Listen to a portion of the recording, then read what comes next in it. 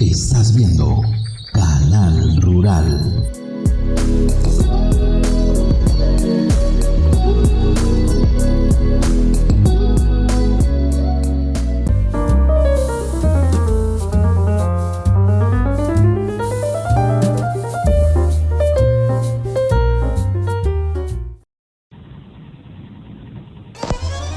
Recuerdos en cuatro tiempos.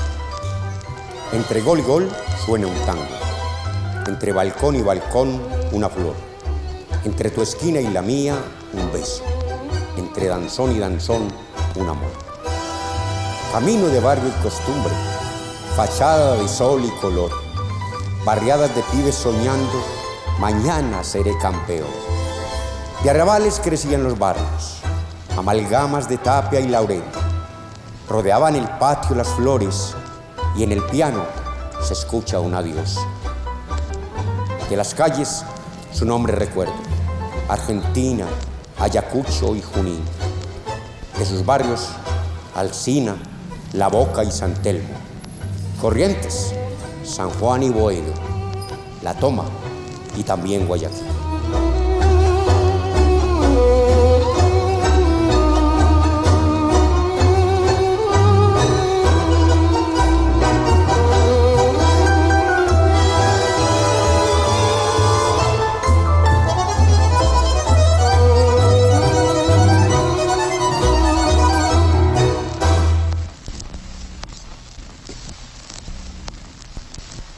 Nos encontramos en el Parque Biblioteca de San Antonio de Prado, hoy acompañados de Francisco Betancourt para Canal Rural y para La Voz de los Corregimientos.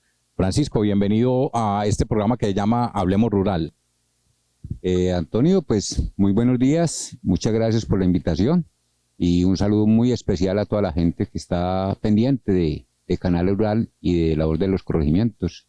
Encantado de estar por aquí. Saludamos a la gente que nos escuchan a través de la emisora, que nos escuchan a través de las redes sociales, Canal Rural, un canal para la comunicación de la ruralidad de la ciudad de Medellín.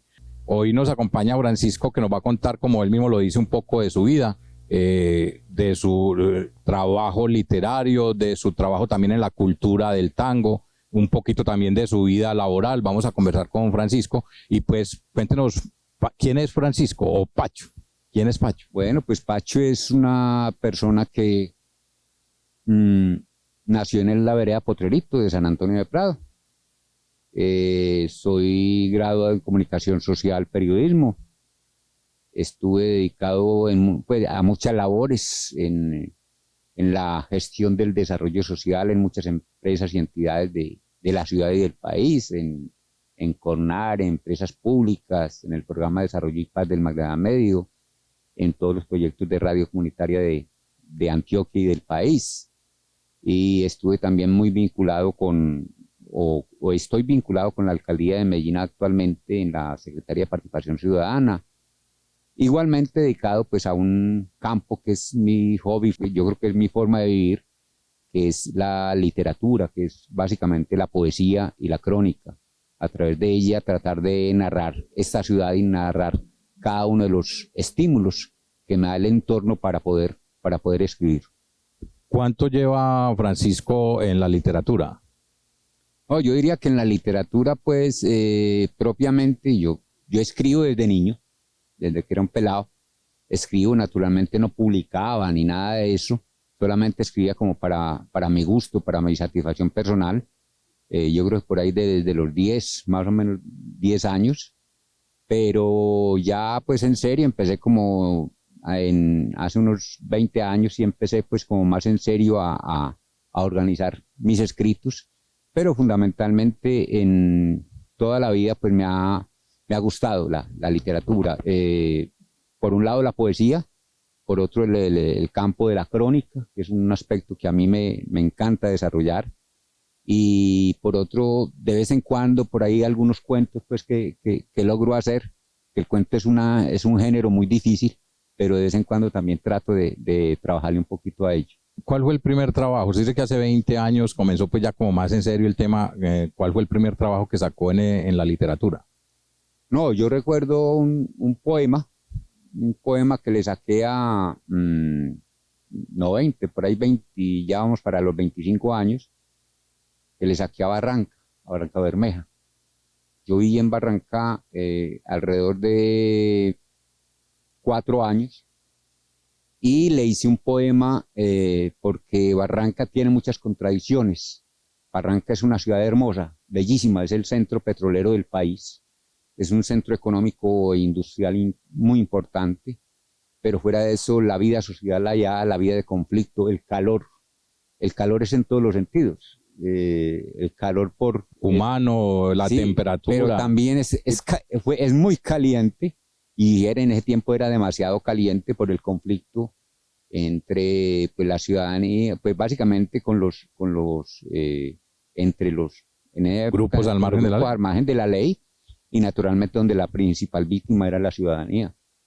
Entonces eso me hizo escribir un poema casi que se convirtió en un himno y un homenaje a Barranca.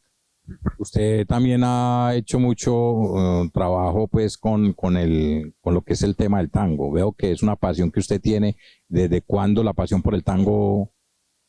No, la pasión por el tango está escrita por ahí en uno de mis poemas, porque es que el tango lo vivo desde niño. Ese sí lo tengo desde los 6, 7 años. Lo decía desde cuando yo acompañaba a mi papá a la Plaza de Cisneros, a la vieja Plaza de Cisneros, lo que conocíamos como Guayaquil o el Pedrero, donde yo acompañaba a las 2 de la mañana a mi papá a vender las hortalizas que nosotros cultivábamos. Y entonces él me daba 4 paqueticos de flores o de habichuelas y yo me iba por los bares. Ahí estaba cerca al Pedrero, estaban los principales bares de Medellín y yo me iba al amanecer, en la madrugada, por esos bares a vender las habichuelas y las flores y se lo vendía a los clientes de allá. A las personas que estaban bebiendo en los bares. Sí, entonces hasta los tipos allá bien prendos, bien, y las muchachas, pues las camareras les decían, ¿usted cómo no le va a comprar a este muchachito? Sí, y vendía todo, pero aprovechaba para escucharme mis tangos. Ahí era donde empecé a escuchar realmente. Estábamos, me imagino que en esa época bien arraigado el tango en la ciudad de Medellín. Tiempo era, es decir, usted en un bar no escuchaba sino tangos, era lo único que podía escuchar en un bar. Y fuera de eso también, en San Antonio de Prado ya, inclusive paralelo a eso, ya llegaba uno aquí al parque. Y en el parque estaba el bar Macondo, el bar Central, el bar de Calilla, el de Porfirio, estaba el de Samuel Escobar, estaban todos esos sitios. Estaba inclusive en una época, aunque no estaba tanto, estaba mi ranchito, también tuvo un tiempo antes de ser, después se convirtió en uno de balada, pues de música de los 60, pero mi ranchito inicialmente había iniciado también como un espacio, como un salón de tango. Entonces el tango también florecía mucho y alrededor de eso también la familia, los tíos míos eran amantes del tango y conocedores del tango. Entonces eso se transmitió y yo fui uno de los que más pues estuve como pendiente de esa melodía. El tema del tango. ¿Cómo de alguna manera ha hecho un trabajo literario también a partir del tango, no? Sí, es que fundamentalmente ya mezclar un asunto que es el asunto literario y el trabajo mío de investigación con el periodismo. Entonces se fundamentó en que también había una forma de narrar la ciudad y la ciudad creció de contar esa memoria de la ciudad.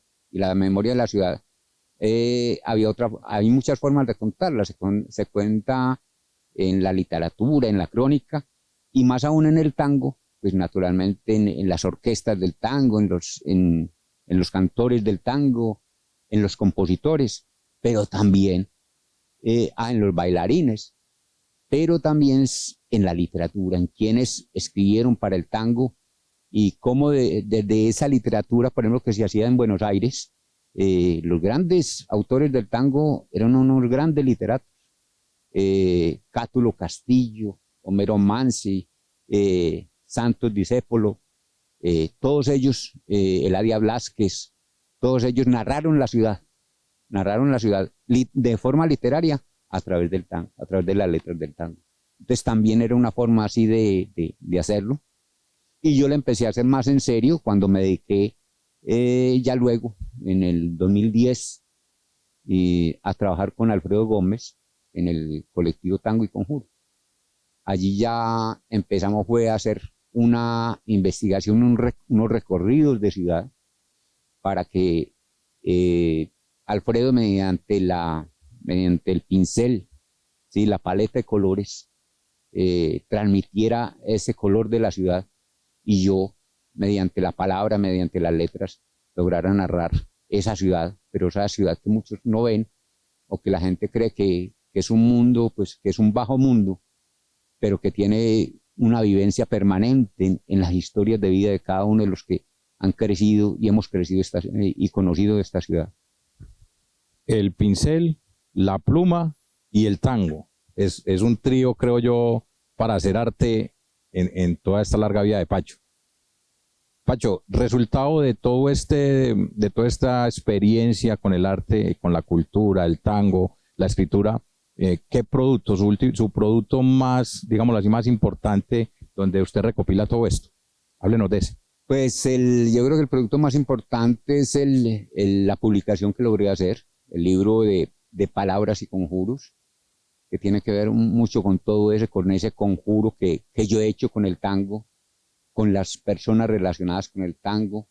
Ese libro narra una ciudad, narra unas historias, narra unas vivencias. Yo creo que, como lo decía alguien cuando presentaba mi libro, es la historia de Pacho, es la historia de mi época de vereda, de mi época de pueblo, es la historia de esta ciudad que tiene una serie de conflictos y de temas en cada uno. Es decir, por ejemplo, el tango marcó la época de la construcción de los viejos barrios de Medellín. Si usted habla de Manrique, de Aranjuez, si habla de La Toma, si habla de muchos barrios de la ciudad que se construyeron y que lo construyeron los obreros, ellos lo escuchaban y construían y pegaban sus ladrillos a punta de tango, ¿sí? Pero igualmente los partidos de fútbol en la calle, las sonrisas en los balcones y las parejas visitándose y besándose en los balcones y los jardines, todo eso le da un aire de tango. Y en los parques le da un aire de tango a cada uno de los escenarios que yo narro en el libro. Entonces el libro trata de mostrar esa ciudad desde lo romántico, pero también desde lo social, desde lo político, y yo creo que desde la vida misma, de la vida cotidiana, están escritas en ese libro, que no deja de ser también una expresión muy personal, pero es una forma de contar lo que yo estoy sintiendo y lo que yo he sentido a través de mi propia experiencia. ¿Cuánto tiene ya publicado el libro y cuántos ejemplares se encuentran en este momento, digámoslo, por ahí rodando? No, pues yo publiqué el libro en el 2020. Yo tenía mucho temor para uno decir que va a publicar un libro. El primer miedo que le da a uno es... Sí, lo van a hacer. Primero porque el libro fue costeado personalmente. Yo costeé toda la parte pues, de la edición, de la editorial, todo. El diseño, todo fue costeado, la impresión. Y era el temor de que yo hiciera una inversión y que no la fuera a vender. Entonces yo saqué 300 ejemplares. Y el libro, verdad, a mí me dejó sorprendido. Es decir, yo creo que en un año o en año y medio yo ya no tenía libros. Es decir, yo en este momento tengo unos 5 o 10 libros que los guardo pues para... O para no quedarse... Sí, porque en algún momento alguien destacado o por un pedido especial me digan, vea, yo necesito urgentemente ese libro y lo quiero tener, entonces de pronto tenerlo ahí o para alguna biblioteca o alguna entidad que quiera tener. De forma pública, Pacho, ¿dónde están estos libros? Pues si la gente, yo de pronto ya no puedo comprarlo en este momento, pero si quiero ir ¿dónde lo puedo encontrar? No, en este momento está en el Parque Biblioteca, está en las bibliotecas de San Antonio de Prado, ¿sí? En la Biblioteca Pública Piloto, en la Biblioteca de Limonar, y en la ciudad pues está en la Universidad de Antioquia, está en muchos escenarios pues de la ciudad. También lo he distribuido, hay un punto ahí de distribución pues para algunos ejemplares que quedaron en el Salón Málaga, que es un punto donde... No, pues un referente... Que es un referente de ciudad, pero un referente también de donde yo he crecido y de donde he escrito muchos de mis poemas, porque generalmente muchos de los poemas yo los escribía en esos sitios.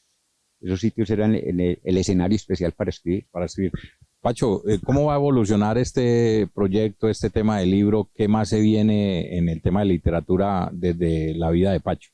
Pues bueno, ahí en cuanto al libro, estoy pensándolo bien, si saco una segunda edición ampliada, sí, de pronto sacar una segunda edición ampliada, o más bien meterme en un proyecto diferente.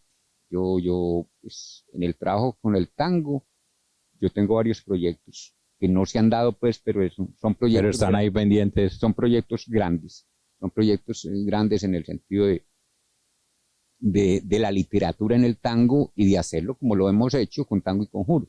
Porque con Tango y Conjuro lo que hacemos es un trabajo de pintura y literatura. Alrededor de ello hemos hecho unos eventos. Lo que nosotros hacemos es unos eventos de exposición, de muestra de ese trabajo que hacemos, pero también combinado con la parte del tango en vivo, pues de una orquesta, de un cantante, de una pareja de baile. Y si pues de pronto no se da la segunda publicación del libro, pues pensar en otro libro de poesía, pues ya más, no tanto sobre el tango, sino otro tipo de poesía que estoy haciendo, que en este momento estoy dedicado mucho más en este momento estoy trabajando mucho la poesía social, porque los últimos 2 años este país ha estado muy convulsionado. Nos encontramos con Francisco Betancur, un escritor, una persona que también viene trabajando en la cultura del tango toda su vida, como nos cuenta. De pronto hablemos un poquito también de su vida como servidor público. ¿Cuánto tiempo ya usted prestando el servicio como servidor público? Ahí hay una cosa que inclusive no se relaciona mucho, pero tiene que ver también con ese trabajo que hemos hecho. Yo también desde mi infancia he estado vinculado mucho a la cultura, pues no solamente al asunto del tango. Nosotros desde niños trabajábamos el teatro, toda la familia trabajó el teatro, lo trabajamos en familia, desde mi papá, pues que fue un cultor de eso, el teatro aquí, pues, allá en la vereda y en San Antonio de Prado, y entonces yo trabajé el teatro hasta los 20 años, yo fui teatrero, inclusive pues no solamente que formamos aquí en la ciudad muchos grupos de teatro, sino que cuando me fui a vivir a Bogotá yo trabajé teatros monólogo. Yo trabajé el teatro monólogo, pero no el teatro de grupos, sino el teatro de las calles, teatro callejero. ¿Hacía presentaciones usted en las calles? En los parques, sí, en las calles. ¿Con qué fin lo hacía? No. Cultural simplemente. Cultural, porque yo no tenía, pues que en ese tiempo yo trabajaba, yo tenía mi vida económica organizada, pero era una forma de vivirlo y yo me paraba en el Parque Santander al frente del edificio del Banco de la República, por ejemplo, y hacía montaje teatral yo solo, un trabajo que yo hice por mucho tiempo allá en Bogotá. Yo alcancé a vivir casi 10 años en Bogotá. Y después empecé a trabajar lo de los recitales. Ya los recitales lo hice con la gente aquí de San Antonio de Prado, recitales colectivos, con expresión corporal también, hasta que después me dediqué a otro asunto que fue la radio comunitaria. Que fue el asunto que lo trabajé desde el 88, pues desde que montamos la emisora Prado Cultural y desde que empecé a montar todo este proceso de radios comunitarias en todo el país. Y luego llegué aquí por una situación cuando llegué de Barranca, que fue una situación muy difícil de conflicto social. Yo tuve que venirme de allá. Prácticamente huyendo de la violencia. Huyendo de la violencia y desplazado. Yo perdí mi empresa en Bogotá, en Barranca Bermeja. Yo tenía una empresa de comunicaciones y me tocó vender y nunca me la pagaron. Y me tocó venirme aquí a arrancar de cero. Volver a empezar. Y afortunadamente yo pues entré pues después de mucho tiempo de sufrir aquí, porque sufrí todo el tema del desplazamiento y el de desempleo. Logré vincularme a la alcaldía de Medellín y ya llevo 17 años allí, trabajando con la Secretaría de Participación Ciudadana. Tuve una primera experiencia, yo creo que las más bonitas que hubo como experiencia en la alcaldía de Medellín. Yo creo que esa experiencia no se repite y no se va a repetir para un servidor. Era el cargo que teníamos de coordinadores de desarrollo social. Es casi lo que ahorita hacen los gerentes de corregimiento. Después se crea la gerencia de corregimientos.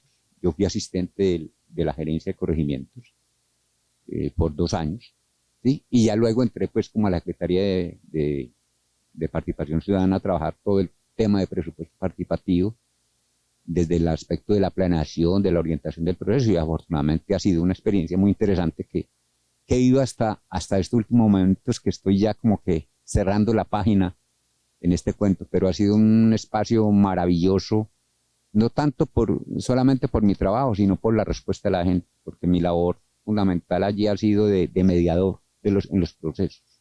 Escuchan ustedes a Francisco Betancur, una persona que viene trabajando el arte y la cultura, no solamente en San Antonio de Prado, sino a nivel de ciudad, y como nos cuenta también hasta en su experiencia, en su paso por la vida, ha estado en otras ciudades también trabajando las comunicaciones, servidor público y pues un amante de la literatura. Francisco, ¿qué significa para usted San Antonio de Prado? Bueno, pues que San Antonio de Prado para mí, a pesar de que yo viví tanto tiempo por fuera, sigue siendo la cuna donde nací, sigue siendo el recuerdo de mi vereda, sigue siendo ese recuerdo del pueblo blanco de Serrat, ¿sí?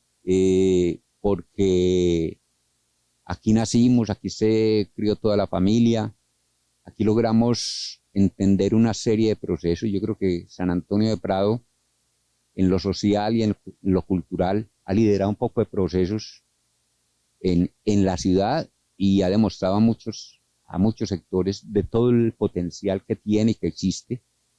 Creo que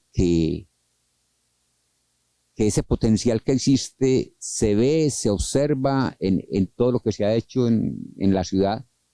Lo que pasa es que hay un sentido, hay la necesidad de que haya un empoderamiento, que la gente se dé cuenta del valor que tiene, de la identidad que tiene, de la capacidad que tiene, pero aquí no solamente desde los primeros pobladores del corregimiento, pues porque a mí me tocó cuando éramos 5.000 y 7.000 habitantes, ahora que somos casi 160.000, la riqueza que hemos tenido con las nuevas poblaciones, los nuevos pobladores que han llegado al corregimiento primero a limonar, después a las urbanizaciones y después a todo este proceso de migración que ha tenido el corregimiento.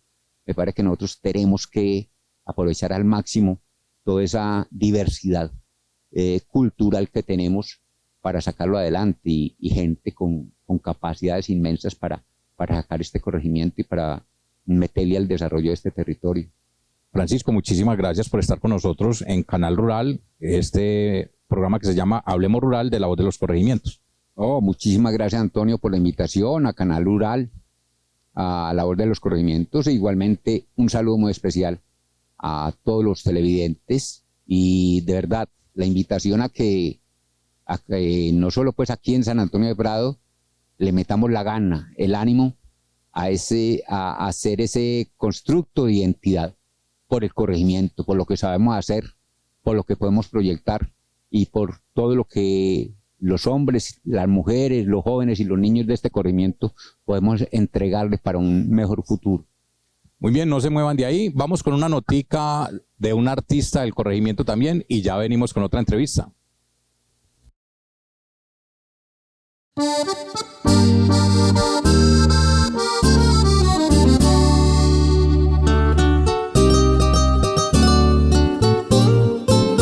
Mi amor por ti me hace sentir la primavera. Darwin Pinto es un joven artista que vive en San Antonio de Prado hace 4 años. Llegó desde Venezuela con su madre Milagros y desde entonces canta en los negocios y parque principal del corregimiento buscando su sustento. Que un día pudiera encontrarte en mi camino. Pese a las dificultades, Darwin Pinto sueña con ser un gran artista de la música popular. Actualmente grabó su primer sencillo llamado Mi Amor por Ti, cuyo lanzamiento será el 23 de abril del 2022.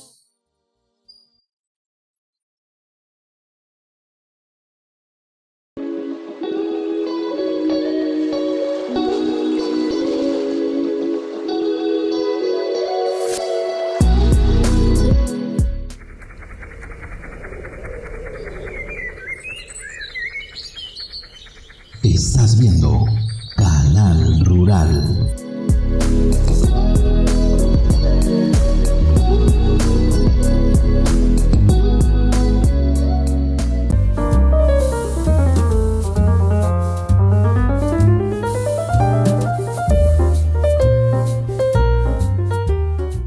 Continuamos desde el Parque Biblioteca en el corregimiento San Antonio de Prado. Nos acompaña también en esta tarde Robinson Gómez Bedoya. Robinson, bienvenido a Canal Rural. Antonio, muchas gracias por la invitación. Sí, soy de acá del sector del Vergel Centro, antes una vereda, una de las más grandes que tuvo el corregimiento San Antonio de Prado. Hoy en día pues se ha segmentado en tres jurisprudencia o lo que se conoce pues como tres juntas adicionales que se definen con el Vergel Sur, que es donde está ubicado este hermoso parque biblioteca. Quedó el Vergel Centro y hay un sector que queda en la parte baja tirando hacia el lado este, o sea en el oriente, que es el sector Cantarrana. Oiga, está cayendo agüita, hombre, Robinson, en este domingo. Robinson es un líder de acá del territorio, del barrio El Vergel. Cuéntenos un poquito sobre ese liderazgo cultural y también social que usted tiene dentro de este barrio. Todo ha sido un orgullo y una herencia también por parte de mis padres, que se llama Agustín Gómez Muñoz, y la familia mía, que también de los Gómez Muñoz y también de parte de los Bedoya. Aquí tenemos otro gran líder en su época, aunque no es familiar, pero como que nos hemos distinguido y nos hemos destacado por tener pues gran parte de responsabilidad con nuestra comunidad, como el deseo de querer que aquí en este sector realmente exista ese desarrollo, mejoramiento de calidad de vida, el anhelo de ser incluidos, no ser como tan aparte del progreso y las mejores condiciones que ha vivido la centralidad en San Antonio de Prado. Es que siempre nos han dicho San Antonio de Prado y todo el mundo hace referencia a la centralidad y se les olvida que existen veredas. Se nos ha olvidado últimamente que somos parte de que somos vinculados en una zona de la ruralidad, de los 5 corregimientos que tiene el municipio de Medellín, San Antonio de Prado, y que realmente se ha olvidado mucho ese deseo de tener ese conocimiento del campo, del deseo de querer ser agroindustria, y mucho de este sector en el Vergel Centro lo han tomado por medio de unos planes parciales que varias administraciones anteriores, desde el año más o menos 2004, 2008, 2012, nos han estado pues convocando a la comunidad para que nos tuviese esa vinculación y ese anhelo de incluirnos en los proyectos de vivienda que se está realizando, acá con las urbanizaciones nuevas. Y como pueden ver, el parque de biblioteca donde estamos haciendo esta transmisión, realmente alrededor quedaron las más grandes unidades de vivienda que se proyectó desde ese momento con los planes parciales, que sale siendo Florida, sale siendo también el Vergel y la parte de lo que se conocía en ese tiempo Barichara. Por tal motivo es que nosotros como vereda en esa época nos segregamos, nos dividimos, porque ya se dividió ciertos intereses y hubo mucha particularidad en cuanto a la habitabilidad, que llegaban personas de otros sectores con nuevos deseos y cada quien fue realizando su propio estilo de vida. De verdad me complace, Robinson, estar con usted, y ya usted lo decía, la vereda del Vergel. Yo recuerdo, aquí me crié, la parte Vergel baja, por allá desde muy niño, estudié en la escuela Gustavo Rodas y Sasa, hice toda la primaria. Viví en este sector de acá donde está el parque biblioteca, que siempre llamamos Vergel Parte Sur, y que hoy en día, como usted lo decía, es Barichara, una urbanización que en el momento puede tener unos 25.000 habitantes. Hizo que este sector pues quedara bastante grande. Aquí tuvimos la oportunidad de trabajar en el acueducto de este Vergel, en la Junta de Acción Comunal del Vergel Parte Sur, y hoy en día pues nos encontramos con las nuevas generaciones de liderazgo, como usted lo decía, sacando adelante este barrio. ¿Cómo ha sido ese trabajo desde pues, que usted ha venido emprendiendo y que de la Junta de Acción Comunal vienen haciendo por este territorio? El liderazgo ha sido motivado por la necesidad en especial que él le promete a una sociedad y a lo que se conoce pues como un asentamiento comunitario, como ha sido el Vergel, y lo que se ha conocido siempre en su historia, que por ahí hay muchas historias, que antes se llamaba Vereda Las Cuchillas y que después pasó a ser Vergel Centro, y hay mucha historia de eso. De pronto lo pueden buscar también en muchos canales en YouTube, en Facebook, del mismo corregimiento San Antonio de Prado, lo que no se quiso llamar en esa época Las Cuchillas, y en especial pues por la cuchilla que que está pues en ese momento geográficamente posicionada lo que se conoce como la antigua calle Quinta D, y hoy en día por la nueva nomenclatura calle 48 Sur, que sí eso es lo que nos partió a nosotros, nos dividió de Vergel Sur, Vergel Centralidad, sector Cantarana, que era lo más de abajo, y todos tuvimos una crisis, una dificultad en común, que era el acueducto. Usted mismo lo dijo hace unos minuticos, y el problema era que estábamos descuidando las cuencas, las microcuencas, lo que conocemos como la cuenca de la Caullala, la cuenca de la quebrada La Manguala, más al costado norte, lindando con la vereda Potreritos, que es la Zorrilla. Y en esa época, para serle honesto, como lo mencioné más antes, mi papá Agustín Gómez, junto con otros líderes sociales de ese momento, que eran los que estaban pues más preocupados y angustiados de decir, güey madre, ¿nosotros qué vamos a hacer? Porque viene el crecimiento poblacional más grande, y más alertados todavía con lo de el plan parcial. EPM no nos quería brindar un servicio de agua potable con calidad, y ahí fue donde empezó todo el mundo a reventarse, a decir, hay una problemática generalizada, nos está cubriendo a todos, EPM no responde, y empezamos pues en esa época, se desarrolló la iniciativa de un pequeño proyecto de potabilización de agua con unos filtros. Para bien o mal, pues tuvimos una gran experiencia y un gran emprendimiento con muchos líderes de esa época. Muy bien, nos encontramos con Robinson Gómez Bedoya, líder de acá del sector El Barrio El Vergel. En este momento estamos en el Parque Biblioteca. Robinson, se han enfrentado muchas dificultades en este sector, como usted lo venía diciendo, por el tema del acueducto. El acueducto ha tenido un proceso arduo, una lucha constante de la comunidad. En el momento está resuelto el tema de captación de la cantidad necesaria, se está cubriendo con la necesidad de agua potable que necesita esta vereda, o este barrio ya. La Junta de Acción Comunal tenía desde la Comisión de Obras la administración del acueducto en ese tiempo, se llamaba simplemente el acueducto del Vergel, y lo administraban desde si no estoy mal, y ahí está el libro de actas, la historia patrimonial de nuestro sector, en el que se estaba enfocando. Uy, qué bonito, de aquí salió el acueducto que hoy tenemos, y prácticamente es una empresa que nos brinda este servicio de calidad, con alta continuidad y una gran capacidad, porque al fin y al cabo se han hecho alianzas con los constructores de estas unidades residenciales que se conocen Reservas del Prado, etapa 1, 2 y 3. Ellos vieron la necesidad de que si empresas públicas no llegaban, existe la política de los servicios domiciliarios, que decían que los que sirviesen en ese momento y estuvieran adyacentes o alrededor de la zona, y si no tendrían la capacidad de ofrecerles el servicio, ¿cómo lo iba a hacer EPM? EPM siempre fue muy ajeno, o nos negaba, o no sé. En ese tiempo se hizo mucho acercamiento a empresas públicas a ver si ellos querían coger el compromiso de reestructurarnos, reformarnos el acueducto para tener pues las 24 horas del día durante los 7 días de la semana el servicio.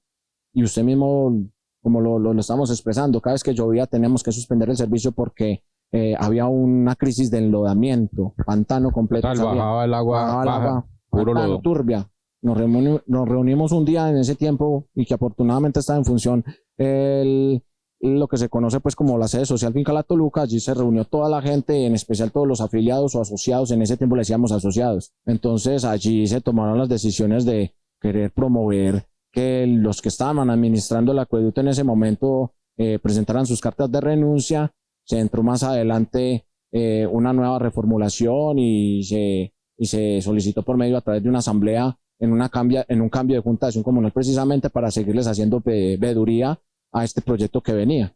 Y gloria a Dios, y por fortuna hubo mucho compromiso de parte y parte. Personas veteranas de la comunidad, muy dolientes, con alto sentido de pertenencia, quisieron acompañar a que hubiese este tipo de relevo generacional, y entraron a trabajar en el acueducto 5 personas más, en los cuales tomaron las banderas y se subieron a ese vehículo para impulsar lo que se conocía pues como la reforma y la reestructuración de nuestro acueducto con calidad, y que sea totalmente potable, como lo exige pues la calidad humana. Oiga, cayendo agüita, estamos en el Parque Biblioteca, en el sector El Vergel, parte sur, también conocido como Barichara. Nos ha tocado estar para allá y para acá por el tema del agua. Pero nos encontramos hoy de verdad hablando sobre este sector, un sector que es estratégico. El Vergel, cuando era vereda y ahora que es barrio, ha sido siempre un barrio estratégico para San Antonio de Prado. ¿Por qué? Porque San Antonio de Prado contaba primero con la vía vieja que todos conocemos. La única solución vial también que se tenía o alternativa era el Vergel, ¿cierto? Por tradición siempre fue el Vergel, entonces no había sino dos maneras de ingresar a San Antonio de Prado, hasta que se construyó esta vía nueva que viene por Ditaires a atravesar también la vía del Vergel. Ese tema de movilidad, ¿cómo va en el barrio? Porque el Vergel siempre ha tenido una vía muy estrecha, ¿cierto? Con muchas dificultades, como usted nos ha venido contando, la población creciendo. Entonces teníamos un problema de acueducto, ¿y cómo va ese problema de movilidad también? Es como irónico creer que resuelto una dificultad vienen más, porque sabíamos que la dificultad principal era el agua porque venía estos nuevos habitantes a nuestro sector. Pero al llegar los habitantes y ocupar todas estas soluciones habitacionales, cada quien le dio por mejorar su desarrollo y calidad de vida, se asentaron igualmente en sus propiedades y como propietarios, ¿quién les va a negar la oportunidad de decir que ahí no puedes traer tu vehículo, tu carro, tu moto, pues queriendo validar de que eso hace parte del mejoramiento de la calidad de vida de cada uno de ellos? Por eso es que ellos vieron muy oportuno vivir en este sector tan atractivo y tan pacífico en especial. ¿Qué sucede? Que después de resolver el problema del acueducto, como usted mismo lo mencionó, la calle 48 Sur, antigua Quinta D, con la llegada de estas urbanizaciones no había por dónde andar. Atravesaban un vehículo, todavía el proyecto no había terminado en esos momentos de estas urbanizaciones y los buses no llegaban cuando uno salía a esperarlos. Los vehículos de servicio público lo ofrece pues Cotrasana, y aquí pues no hemos tenido otro tipo de servicio público, sino ha sido por parte de ellos. Y decíamos nosotros, ¿y de particular qué tal? Y llenamos estos particulares y peor fue todavía, porque entonces ¿dónde parqueaban la gente los vehículos? Y cada quien fue montando sus pequeños, en esos momentos, servicios de transporte como un Uber en esa época, y no eran Uber, ellos simplemente pegaban su servicio de transporte a través de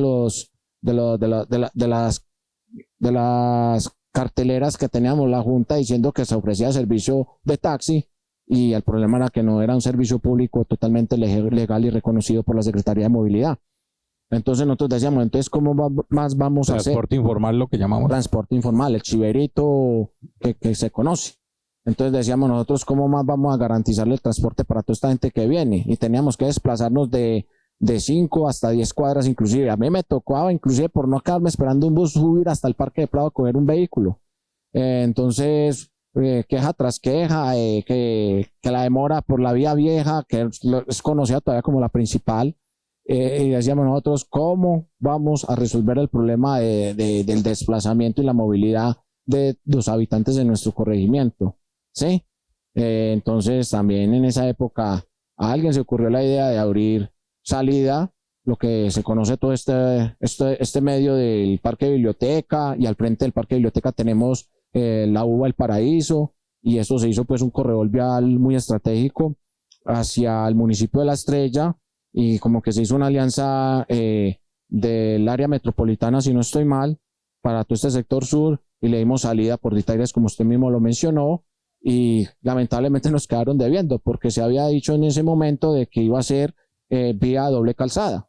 No entendemos por qué doble calzada significa siendo una sola calle sin separador, y la movilidad todavía ha sido crisis en este momento, porque me da vergüenza salir uno supuestamente madrugar para perder 30 minutos todos los días. ¿Madrugar para qué? Con el objetivo de llegar temprano y siempre llega uno tarde. O sea, la situación en este momento todavía no ha cambiado, no hay dificultad para... Ha empeorado porque es muy común, como lo estaba mencionando, cada quien en su crecimiento profesional o incentivo económicos que dan de algunas empresas, o de pronto muchos trabajan dependiendo de ese medio de transporte, ya sea particular o transporte de alimentos o transporte también de mercancía, tienen su propio carrito y se incrementó al máximo. Robinson, de pronto para solucionar esta problemática de movilidad que tiene el barrio, ¿qué piensa la comunidad? ¿Qué plantean? Estamos todavía a la expectativa de que nos resuelvan la vía que baja desde el puente metropolitano sobre la quebrada de La Manguala, saliendo de lo que conocemos el sector del Chispero, que eso sale siendo parte del barrio Horizontes, sí, que baja desde todo el Parque de la Centralidad, tirando hacia aquí, hacia el Vergel, y supuestamente están entre planos o estudios todavía la conexión de esa vía que sale desde ahí del puente, bajando por toda la paralela en el medio de este nuevo proyecto que se está ofertando actualmente de Villa Gabriela, a salir por ahí una vía y conectar con la otra urbanización, la otra unidad residencial de Raquel. ¿Hay forma de ampliación en este momento de la vía del Vergel o no? Por el momento llevamos más de 20 años esperando la ampliación por el Vergel, y decían que al construir las nuevas unidades residenciales, la 48 Sur se iba a ampliar. Realmente se ampliaron fueron las bahías para los accesos a la urbanización. El punto donde está la urbanización. El punto ya, beneficio para ellos, para poder entrar y salir los vehículos de dichas urbanizaciones. Pero nos quedaron faltando el resto del sector, como lo podemos decir para arriba, para el sector de la Florida, lindando con Florida, lo que se conoce un barriocito que se llama María Auxiliadora Quintanas, yendo hacia el colegio. La conexión que hay por donde conocemos de la tienda de Mingo hacia arriba, hasta la Florida. Eso sería muy importante porque le darían la oportunidad a todos los habitantes del sector de la vereda La Florida, el barrio Las Coles con Pablo Blanco, inclusive más adelante a futuro podría ser una gran salida para la gente que baja de Potreritos, y no tendrían que arriesgarse o congestionar más la vía de la centralidad del pueblo, sino que tirarse por el lado de encima. Y justo en ese sector del que estamos haciendo referencia de María Auxiliadora, lindando con el sector de la Florida, allá se vino un tramo de vía. Mire, Robinson, yo por eso le decía inicialmente que el barrio El Vergel es estratégico en temas de movilidad para el corregimiento, y yo creo que eso nunca se ha tenido en cuenta. Hoy en día es muy difícil una ampliación de la vía 48 Sur, es que es en este momento. La calle 48. Porque pues, las propiedades, como esto no ha tenido una debida planeación, y ahí llegamos a un punto importante, lo que usted mencionaba, es el tema de Barichara, donde hace falta una conexión entre la vía nueva, Barichara, El Vergel, que nos llevaría también a Pradito, y sería una solución muy importante por si en estas partes de arriba hay algún problema, pues la gente pueda evacuar por ese lado o llegar por ese lado al corregimiento. Es el tema de movilidad muy importante, pero Robinson, yo también quiero que hablemos sobre El Vergel, qué tenemos de arte y cultura, cómo avanzan estos liderazgos nuevos, usted que hace parte de la nueva generación, cómo están trabajando las organizaciones que tiene el barrio, tanto sociales como culturales, y qué es lo que sobresale allí.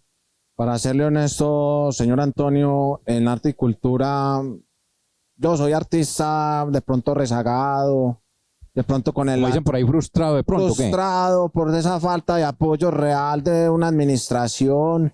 Y de pronto tuve una crisis hace precisamente 12 años queriendo también desarrollar nuestra imagen artística. Queríamos fomentar por medio de un grupo musical que se había compuesto o constituido en ese momento, un sueño muy bonito con gran letra de composiciones muy, muy alternas a la crisis tanto emocional como la crisis política, la crisis social que vivía en ese tiempo nuestro territorio, no solamente desde San Antonio de Prado como corregimiento, ni aquí en el sector del Vergel, sino pues a nivel municipal, departamental, nacional.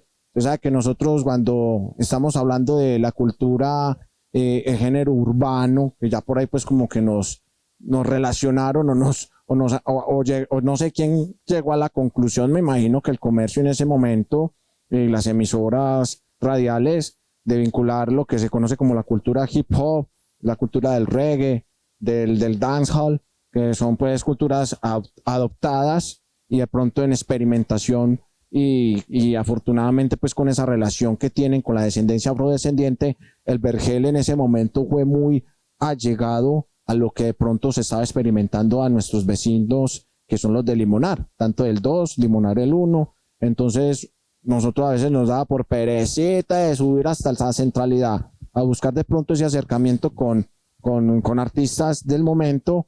Veía uno que estos pelados, al ver que en ese momento solo existía una casa de la cultura, que era Corcatza en su momento en San Antonio de Prado, nosotros no teníamos ni en la idea ni habíamos soñado este espacio tan maravilloso, este escenario tan anhelado por muchos medellinenses, inclusive a nivel del departamento no se había pensado lo que hoy en día se conocen pues como las casas culturales, como los parques bibliotecas. No teníamos pues esa imaginación y esa envergadura de escenarios como se conocen como las uvas, ¿sí? Nosotros analizamos que nos hacían falta en ese tiempo escenarios para poder desarrollar, desempeñar, ir a realizar creatividad, ir a realizar lo que se conoce como ese desfogue de energía, ese deseo de querer interactuar con varias personas y tener esa creación de la parte de escénicas, como es el teatro, como es la parte circense. Teníamos por medio del canto, la expresión de la escritura poética, lírica, las composiciones conocidas pues como el rap.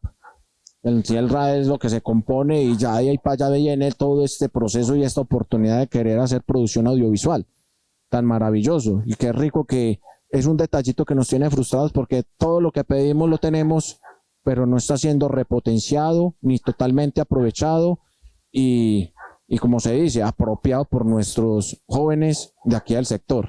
Hombre, una charla de verdad bastante interesante tenemos con Robinson Gómez, líder del sector del barrio del Vergel.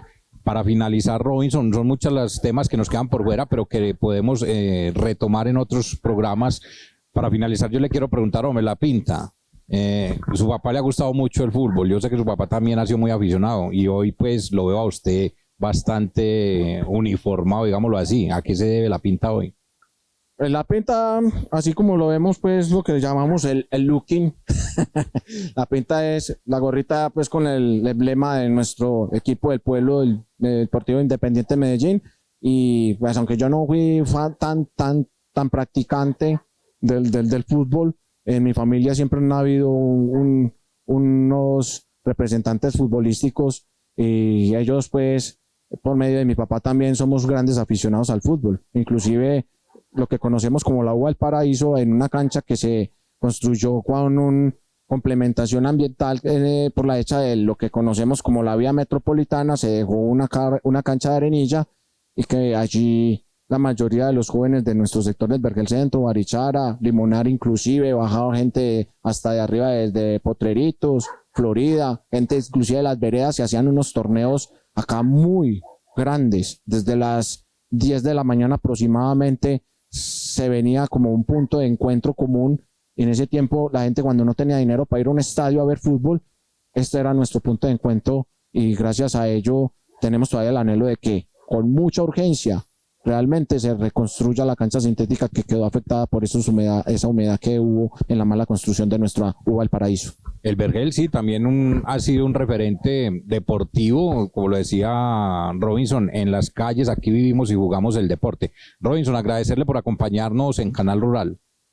Muchas gracias a usted por la invitación, hombre Antonio, qué bueno que usted les esté brindando estos espacios de comunicación y como decimos, de un desquite con esta rabia de quedarnos callados y querer informarle a la comunidad de qué nos está pasando realmente, debemos de planear mejor o realmente cuando planeamos y nos reunimos no nos hacen caso en la proyección de la administración. Muy bien, muchísimas gracias. Vámonos a otra notica con un artista.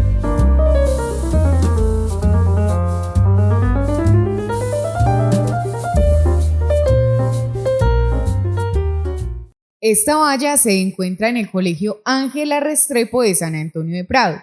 En medio de la crisis de movilidad que vive el corregimiento, la Alcaldía de Medellín hace publicidad sobre la entrega de Metrocable El Picacho, cuando no ha tenido la voluntad política de cumplirle al corregimiento. Dejar diseñados varios metrocables en la ciudad, pero también, por ejemplo, el de San Antonio de Prado, que ese es un sueño de la gente de San Antonio de Prado desde hace rato y que Dios quiera lo dejemos al menos diseñado. La crisis de movilidad tiene en jaque a todos los sectores y muchos se están movilizando para solicitar a la administración la solución de esta problemática. Salir e ingresar de San Antonio de Prado es todo un martirio, pues un viaje hasta el centro de Medellín puede tardar entre 2 y 3 horas en transporte público.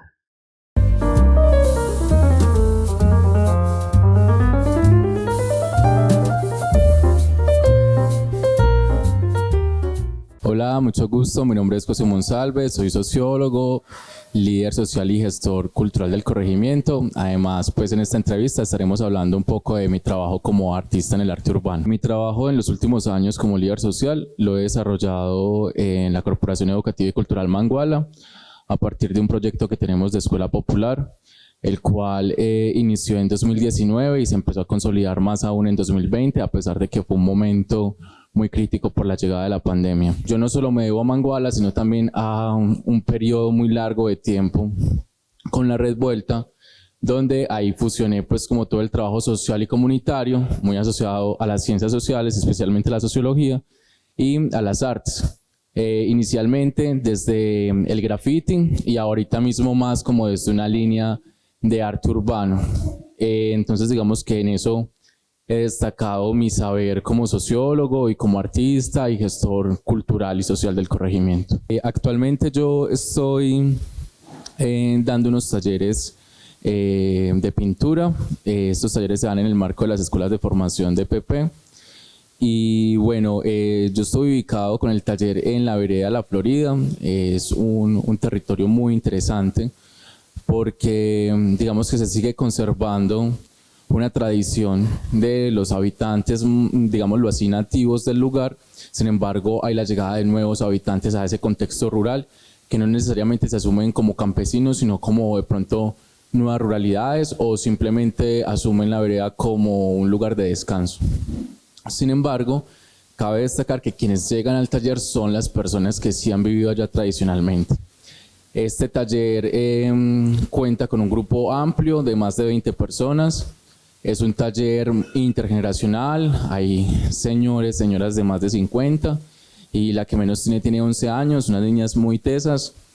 Entonces, bueno, es un taller que tiene mucha potencialidad porque además de aprender el arte de pintar, también nos posibilita la reflexión frente al contexto territorial en el que se lleva a cabo ese arte, ¿cierto? Entonces digamos que no solamente estamos aprendiendo una técnica en un sentido frío, sino que es una técnica que está promoviendo el pensamiento crítico. Así que es un espacio muy poderoso de aprendizaje y de reflexión. Bueno, yo actualmente estoy trabajando en una obra que se llama Mutatis Mutandis. Es una obra que se basa en reflexionar cómo con cada generación de jóvenes hay un aporte nuevo. Y eso de los jóvenes que podríamos denominarlos como los portadores de lo nuevo con cada generación, en ellos reside un poder revolucionario, reside un poder de cambio, de transformación. Eso es como algo que quiero visibilizar en la obra a partir de mostrar la representación de los cuerpos juveniles a lo largo del siglo XX y en las últimas décadas. Cómo, digamos, desde sus cuerpos y sus apuestas estéticas estaban generando una manifestación frente a algo que se quisiera cambiar. Bueno, esto lo digo porque lo puedo articular a mi vivencia como artista del corregimiento, especialmente pues desde el arte urbano. Y digamos que mi vivencia a lo largo de estos años, porque ya pues, llevo más de 10 años como en este mundo de las artes, he visto muchos cambios. Y como joven, además, he visto cómo mi participación dentro de todos los ámbitos de cultura se han visto restringidos, muchas veces oprimidos, porque digamos que hay un sesgo adultocéntrico frente a cuando nosotros queremos pintar en los muros algo que no tiene que ver precisamente con los líderes tradicionales del corregimiento, con ideas conservadoras o con asuntos que no están bien vistos ante los ojos de una persona adulta, de liderazgo tradicional y demás. Esto no solamente nos pasó con el arte urbano, sino que nos pasó inicialmente por allá en el 2011 cuando queríamos hacer un body art, donde aunque es una expresión artística corporal, por involucrar el tema del semidesnudo, no lo podíamos hacer en lugares como la antigua Casa de la Cultura, por ejemplo. Entonces, bueno, esto pues lo pongo en contexto porque es algo que de alguna manera sigue pasando, es algo que está fresco y digamos que aunque la ciudad en general ha avanzado, la hermenéutico en la comprensión de los jóvenes, no como sujetos problemas, no como sujetos otros o cosificados, sigue haciendo falta seguir avanzando en esas comprensiones y en la resolución de los problemas que padecemos las juventudes. ¿Por qué? Porque, digamos, siguen existiendo categorías como ninis, que se refieren a los jóvenes como aquellos que ni estudian ni trabajan, pero digamos que es una categoría que ha sido ampliamente cuestionada y que se utiliza hoy día en la administración para denominar a esas poblaciones de jóvenes que no están en estas dos actividades, porque no descuida cuál es la estructura de oportunidades que tienen los jóvenes para estudiar o para trabajar. Es decir, más fácil sería decir nonos, es decir, no hay oportunidades de estudio, no hay oportunidades de trabajo, o por el otro lado, descuida que además hay jóvenes en los corregimientos que están haciendo arte, que son gestores de derechos culturales, que son jóvenes que están proponiendo otras relaciones armónicas con la naturaleza. Y digamos que no necesariamente eso tiene que estar vinculado a la educación formal, sino que es de esas formas de ser y hacer desde las juventudes. Hay una no formalidad que no tiene que estar, digamos, clasificada de esa manera, porque si no, entonces digamos que no podría verse potenciada estas actividades y solamente estamos viendo que los jóvenes deberían estudiar o trabajar. Esto me da pie justamente además para hablar de las juventudes rurales, quienes digamos que en los corregimientos, yo pues especialmente hablo de San Antonio de Prado, vemos cómo la oferta siempre está centralizada y los corregimientos necesitan una forma de ejecución de las políticas públicas que sea microfocalizada y que tenga la capacidad de llegar a esas veredas más lejanas y que comprendan el contexto territorial de cada corregimiento. Esto pasa por una mayor inversión en recursos, en los promotores o cuidadores que se llevan a los territorios por parte de la Secretaría de Juventud, porque si se le asigna a un solo promotor territorial, no sé, un corregimiento y otras dos comunas, no va a tener la capacidad en tiempo y en el recurso humano propio para resolver o dinamizar, digamos, todos los procesos que se dan. Así que siempre termina quedando invisibilizado un sector y en nuestro caso esos sectores regularmente son los más rurales y alejados del casco urbano del corregimiento. Es por eso que es un llamado a generar no sé, estrategias, programas que se enfoquen en lo rural con una manera más consciente, por promover, digamos, el acceso a los derechos que pueden ser claramente educación, trabajo, pero que también son derechos a la cultura, derechos al goce de espacio público, derecho a la seguridad, etcétera, etcétera. También en las zonas rurales, que hace mucha falta.